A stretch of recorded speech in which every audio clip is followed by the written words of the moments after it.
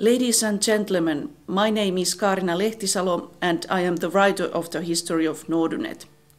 I can't be with you today, but I want to tell you something about the writing of the history. It is quite easy to find books and online presentations about the history of the Internet written from the American point of view.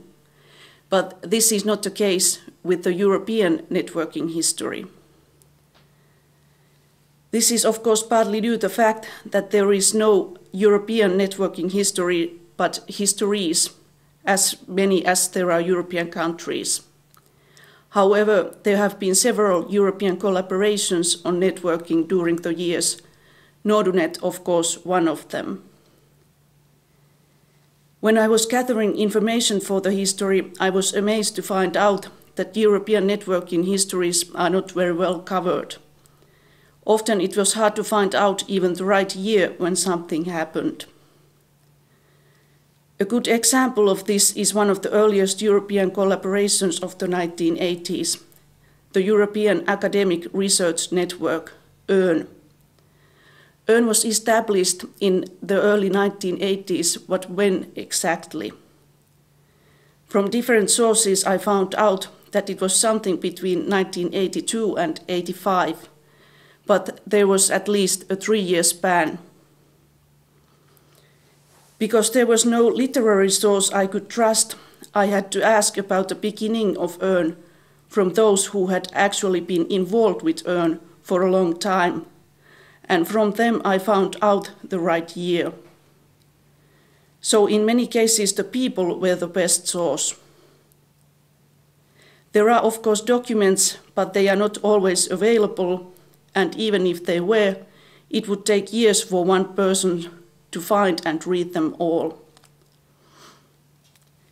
There are naturally also documents about NORDUnet and Nordic national research networks, and most of my time went into reading.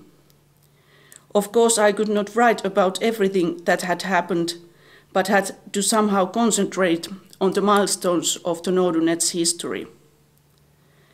And to be able to find these turning points and have something to tell about them, I needed the help of the members of NORDUnet community.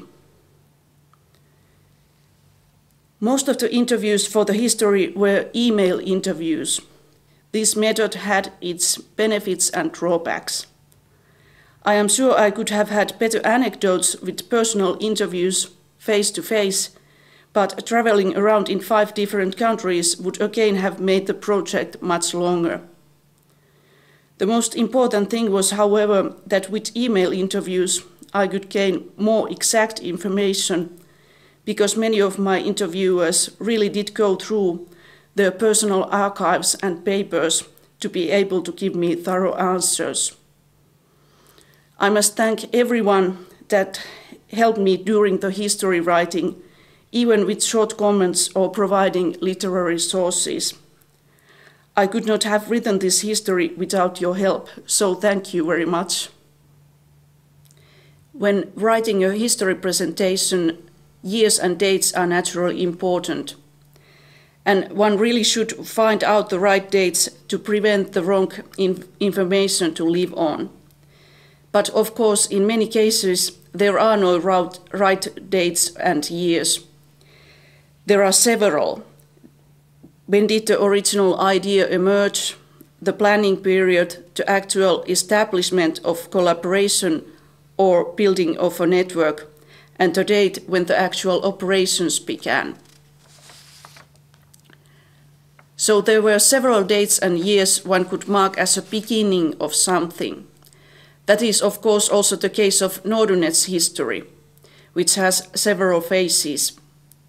But we can all agree that NORDUnet cooperation began 25 years ago when the first meeting was organized in Sweden.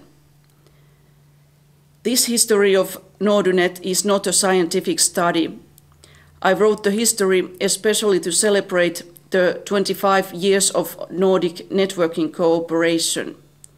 So the history of NORDUnet concentrates very much on the achievements of this long-time collaboration. Nordic networkers are quite modest modest and not very used to make a fuss of themselves. But I think that networking histories could and should be written from the Nordic point of view. I'm a journalist by profession, and my task was to write a readable history, readable in a sense that everyone without a special knowledge about networking should be able to read it. I hope in the future we could also see more scientific studies and books written about Nordic and European networking history.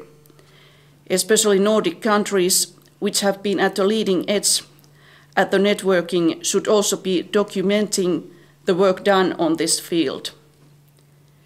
Congratulations to NORDUnet for its 25 years.